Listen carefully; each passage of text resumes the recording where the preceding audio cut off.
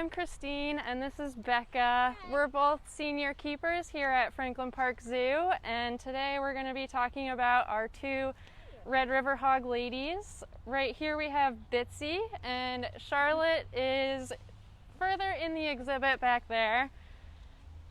Members of the hog family tend to be very curious, so she's out exploring. Becca's just doing a few simple behaviors with Bitsy. We're just getting her to come over, and we also have a target pole, which we may have her target a few times. And if you don't know what targeting is, it's just holding something like that up, and the goal is to have an animal touch its nose to that thing, and it just helps us get animals where we want them to be. So Bitsy and Charlotte are sisters, and they're both about 8 years old, and they both weigh around 170 pounds. Pigs are very curious, and they like to manipulate things. So one of our favorite ways to enrich them is to give them puzzle feeders. So we have a couple different toys that we'll give them. Some of them are like balls with holes in it, and we'll put their food in there, so they have to push it around, which is a very natural behavior for a pig. They like to use their noses a lot. And they'll like root around and push it and get the food out. Some of the treats Becca's feeding right now are sweet potato, apple, and cantaloupe. They like sweet things, and pigs are very opportunistic eaters. So I've actually heard that in the wild they'll follow around groups of primates and eat bits of fruit and nuts that the groups drop, which is very smart if you ask me. These are very little pieces. We had some people that just joined that were just wondering what they are and where they're from. Okay, so these are Red River Hogs. Currently we have Bitsy here. Charlotte is farther in the exhibit. They are members of the hog family, and they are from forested regions in Africa. They are forest dwellers.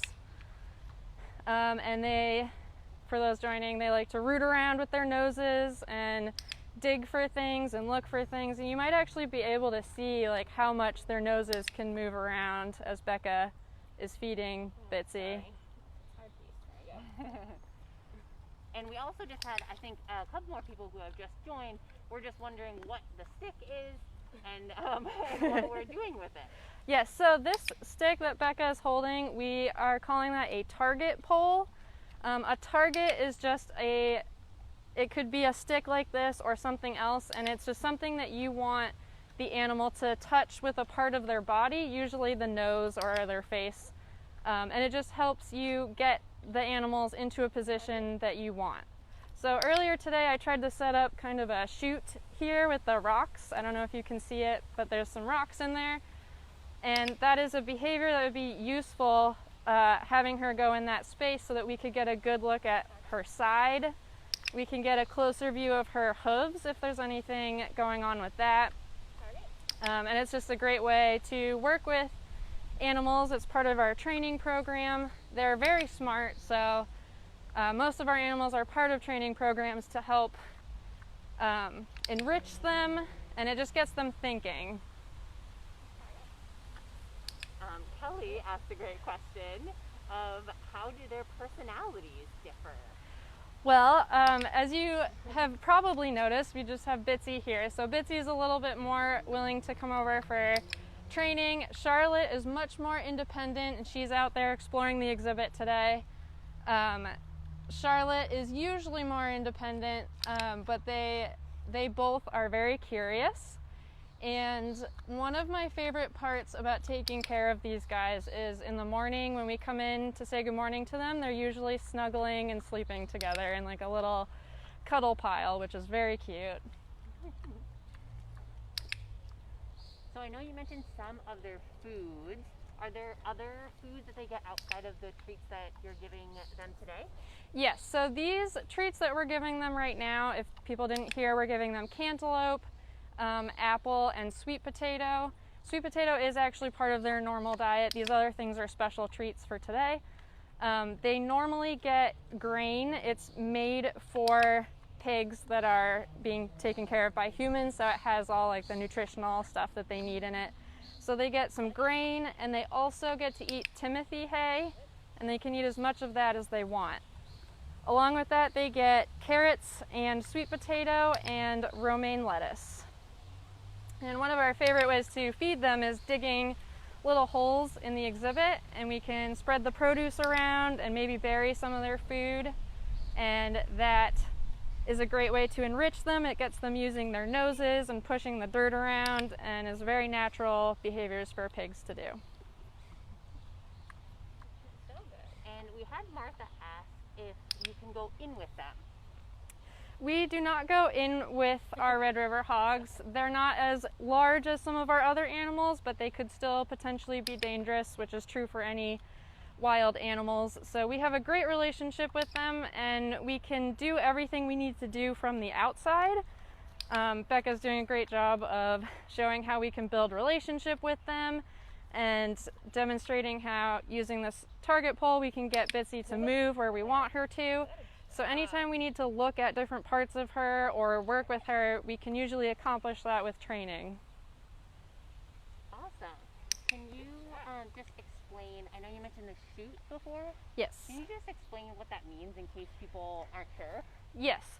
So a chute is usually, at least in the training context, it's a smaller space that we can have them walk through, and it sort of just makes them walk sideways. So Becca's trying to get Bitsy to come into this chute, and that is a good way to get a side view of your animals because they tend to want to face you, which is completely fine, but sometimes you want to get a look at the side of them or maybe their belly or like their hooves, and having them come into this chute space makes them sort of stay sideways, and you can get a better look at those things.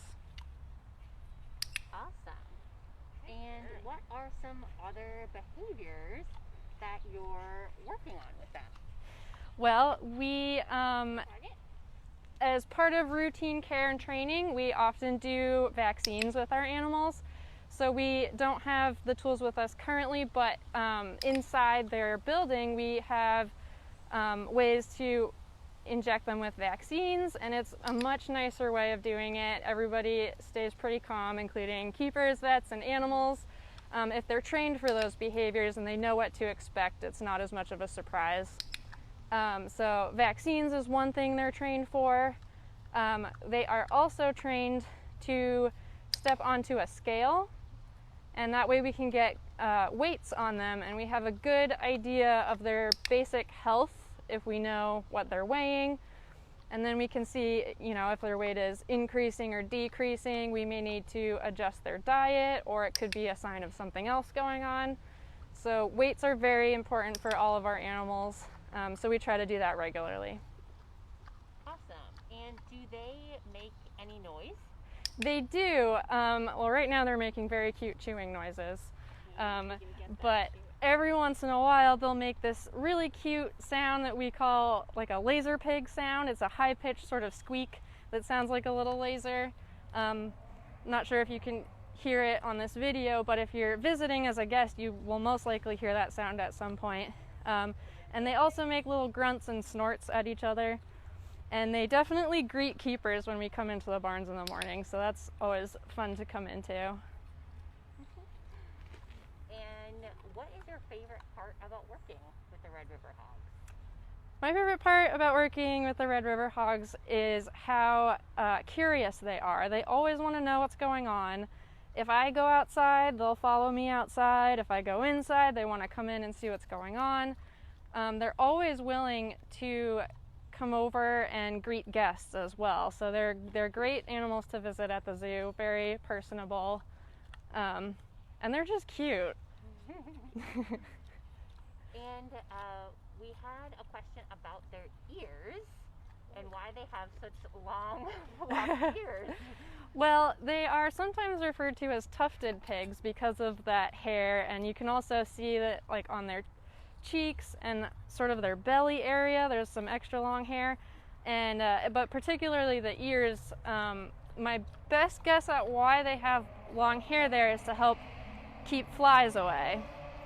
So you can see every once in a while she'll kind of swat her ear I imagine that's to help keep flies away. Similarly with her tail, I don't know if you can see that, but she's swishing her tail around, and most animals will do things like that to keep flies away. Awesome. And then I think we have one last question about if they are dangerous. Well, I would say any wild animal could potentially be dangerous.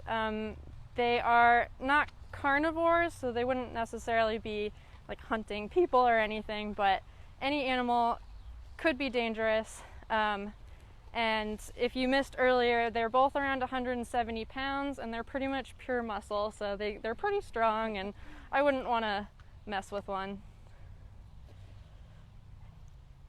Awesome. I'll get a little up close view here. Go get it. We've gotten so brave over there. Awesome. All right, well, that was our last question. Thank you for joining us. Is that a, you have a leaf in your